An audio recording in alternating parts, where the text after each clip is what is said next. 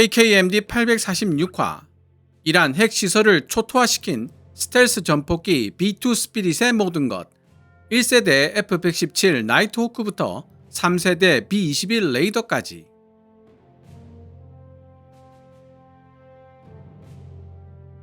지난 2025년 현지 시간으로 6월 21일 밤 미드나잇 해머라는 작전명 아래 총 7대의 B2 스피릿 전략 폭격기가 동원되어 포르도, 나탄즈, 이스파한 등 이란 핵시설 3곳을 정밀 타격했습니다.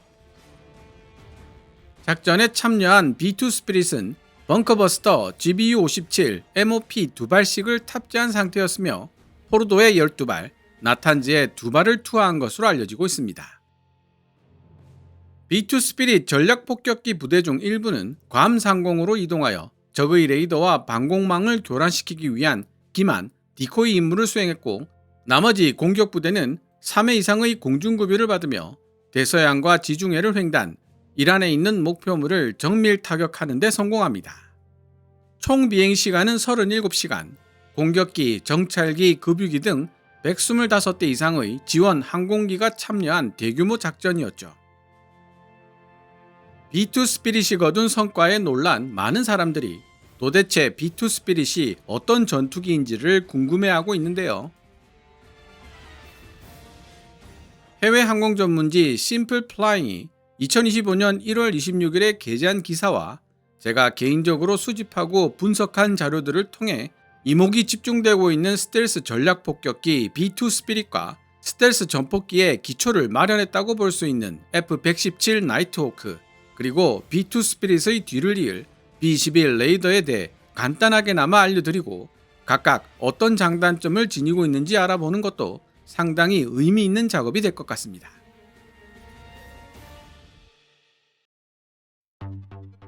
B2 스피릿, 왜 최강의 전폭기라고 불리나? 현존하는 폭격기들 중 가장 많은 폭탄을 싣고 가장 먼 곳까지 날아갈 수 있는 기종은 B-52 스트라토포트리스입니다. 약 32톤에 달하는 폭탄을 싣고 공중 급유 없이 14,000km를 날아갈 수 있기 때문에 전략 폭격기로 분류됩니다. 그러나 B-52 스트라토포트리스는 마하 0.86 정도의 상대적으로 느린 속도를 지닌 데다 레이더에 탐지될 확률을 낮춰주는 스텔스 기능도 없기 때문에 적의 대공방어망에 취약하고 생존성도 낮을 수밖에 없습니다. 15,240m의 높은 실용 상승 한도 덕분에 생존성을 어느 정도 확보할 수 있다는 점이 그나마 위안이 될 정도죠. B2 스피릿이 무서운 점은 B-52 스트라토포트리스의 장점을 고스란히 유지하면서 완벽한 스텔스 능력을 지니고 있다는 데 있습니다. B2 스피릿은 내부 무장창을 갖춘 스텔스 형태를 취하고 있기 때문에 B-52 스트라토포트리스보다 확연하게 낮은 27톤의 무장 탑재력과 3,000km 부족한 11,000km의 항속거리를 지니고 있다는 특징을 가지고 있습니다. 대당 22억 달러, 한화 3조 원에 달하는 엄청난 도입비와 스텔스 기능 유지를 위한 천문학적인 운용 유지비 때문에 미 공군도 20대 정도만 운용 가능하다는 단점도 빼놓을 수 없고요. 그러나 37시간 동안 진행되었던 이번 미드나이트 해머 작전을 통해 입증되었듯이 B2 스피릿은 재급유 없이도 대륙을 넘어 작전을 수행할 수 있을 정도로 긴 항속거리를 지니고 있고, 무엇보다 전폭 52m의 거대한 덩치를 날아가는 새 정도 크기로 착각하게 만드는 절정의 스텔스 능력을 가지고 있다는 점에서 다른 모든 단점들이 상쇄되어 버립니다. B2 스피릿의 긴 항속거리는 안전한 후방에 배치되어도 얼마든지 작전 행동이 가능하다는 사실을 의미하는 동시에 기타 항공 지원이 없어도 적대적 영토 깊숙한 곳에 숨어있는 전략적 목표물들을 타격할 수 있다는 사실을 의미하는데요. 이렇듯 긴 항속거리와 우수한 스텔스 능력을 지닌 B2 스피릿은 어디서든 어디로든 전력 투사가 가능하기 때문에 전 세계를 전장으로 삼는 미국에게 특히 필수 불가결한 무기체계로 여겨지고 있습니다. 항공 전문지 심플 플라잉에 따르면 첨단 레이더 및 미사일 방어 시스템의 등장으로 현대 전폭기들의 생존성이 크게 위협받는 시대가 되었지만 B2 스피릿은 이러한 적대적 방공망을 우회할 수 있는 능력을 여전히 유지하고 있는 것으로 드러나고 있습니다. 심플 플라잉은 2025년 미 공군이 앞으로도 치명적인 성능을 유지할 수 있도록 B2 스피릿의 스텔스 기능 외에 항전 장비와 무기 체계, 그리고 전자전 장비까지 개량시켰다고 언급하고 있는데요. 이는 미국의 스텔스 전폭기 F-117 나이트호크가 격추된 사례에서부터 배운 교훈을 적용한 것입니다. 실제로 성공적으로 끝난 미드나이트 해머 작전을 통해 B2 스피릿의 개량이 결코 헛수고가 아니었음을 짐작할 수 있습니다.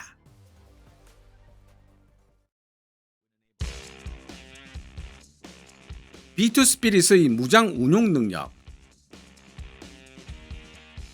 심플 플라잉의 기사에 따르면 B2 스피릿은 두 개의 내부 무장창에 다양한 정밀 유도 무기와 핵무기를 포함해 약 27,200kg, 즉 27톤의 무장을 탑재할 수 있습니다.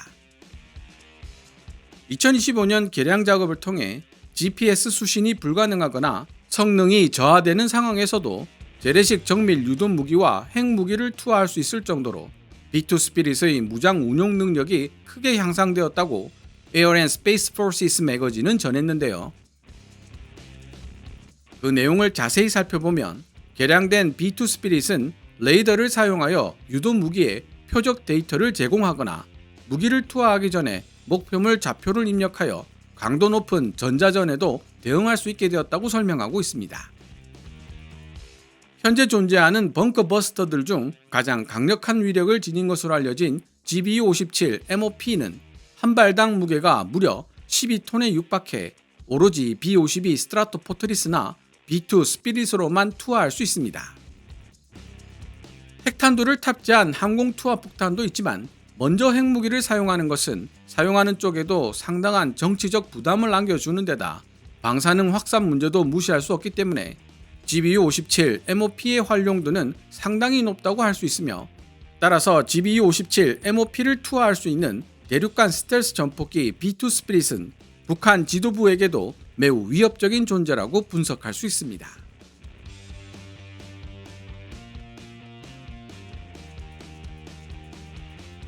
B2 스피릿은 B-21 레이더 및 F-117 나이트호크와 어떻게 다를까?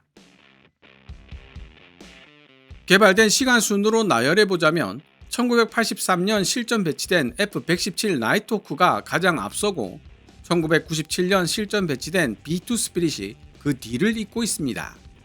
B-21 레이더의 실전 배치 시기는 아직 알려지지 않았죠. 세대별로 구분하자면 F-117 나이트호크를 1세대, B2 스피릿을 2세대, B-21 레이더를 3세대 스텔스 전폭기로 구분할 수 있습니다. 1970년대 후반 기술로 개발된 F-117 나이트호크는 1세대인 만큼 2세대인 B2 스피릿과 비교하기엔 부족한 부분이 많습니다. 항속거리부터 1800km에 불과하고 무장 탑재량도 2.3톤에 머물러 전술 폭격기로 분류됩니다. 특유의 각진 외부 형태 때문에 공기역학적인 성능이 떨어지고 시야도 좁을 수밖에 없었습니다. 제한 조건이 많아 맑은 날 야간에 주로 운용되었다는 약점이 있고 단 한 번이기는 하지만 1999년 3월 유고슬라비아 대공방어망에 격추된 사례도 남겼습니다. F-117 나이트호크의 교훈을 바탕으로 등장한 2세대 B2 스피릿은 열, 전자전, 음량, 레이더파 등 다양한 영역에 걸친 다중 스텔스 기능이 적용되었습니다. 동체와 날개가 하나로 연결된 전익기 구조를 통해 공기역학적 성능을 높이고 항속거리도 11,000km로 늘어나 명실상부한 전략 스텔스 전폭기로 탄생했습니다. 다만 B2 스피릿은 대당 3조 원으로 금보다 더 비싼 전투기라는 비아냥을 들을 만큼 생산에 너무 많은 돈이 들어가는 데다 운용 유지 비용까지 비싸서 양산에 실패하고 말았다는 단점을 지니고 있습니다.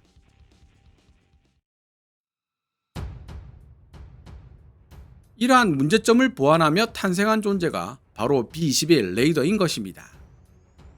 B2 스피릿보다 조금 작은 크기가 될 것으로 예상되는 B-21 레이더의 스펙은 여전히 대다수가 기밀 사항으로 보안 유지되고 있습니다. 현재까지 B-21 레이더에 대해 알려진 내용들은 B2 스피릿보다 향상된 스텔스 성능에 비용을 절감할 수 있는 설계 및 정비 요소를 적용했다는 것입니다. 따라서 B-21 레이더의 대당 가격은 7억 달러, 하나 1조 원 수준으로 B2 스피릿의 3분의 1 수준으로 책정될 것으로 보입니다. 그 외에도 B-21 레이더를 인공지능 기반의 무인기로 전환시키려는 움직임도 포착되고 있으며 최신 사이버 보안 기능과 데이터 링크 기능 등도 추가될 예정입니다. 외신에 따르면 미 공군은 중국을 의식하여 B-21 레이더를 단순한 전략 폭격기가 아닌 공대공 임무 수행도 가능한 다목적 전천후 기체로 운용하려는 계획도 가지고 있죠.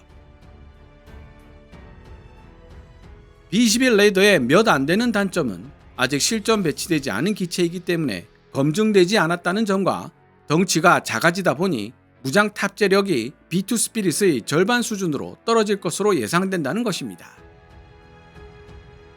그러나 비싸서 20대만 운용할 수 있었던 B2 스피릿의 3분의 1 정도에 불과한 가격으로 100대의 B-21 레이더를 운용할 수 있다면 오히려 미 공군의 전략 폭격기 전력은 상당 부분 증강될 것이라고 보는 것이 전문가들의 견해입니다. 오늘 KKMD에서 준비한 내용은 여기까지입니다. 방송되었던 내용들은 KKMD 공식 블로그에서도 만나보실 수 있으니 구글이나 네이버 검색창에서 KKMD를 검색해 보시기 바랍니다. KKMD는 여러분들께서 챙겨봐 주시는 광고 수익으로 운영되고 있습니다만 영상 제작을 직접 지원하고 싶다면 농협 948112-16701호로 후원해 주셔도 됩니다. 지금까지 시청해 주셔서 감사합니다. 케빈즈 밀리터리 채널 KKMD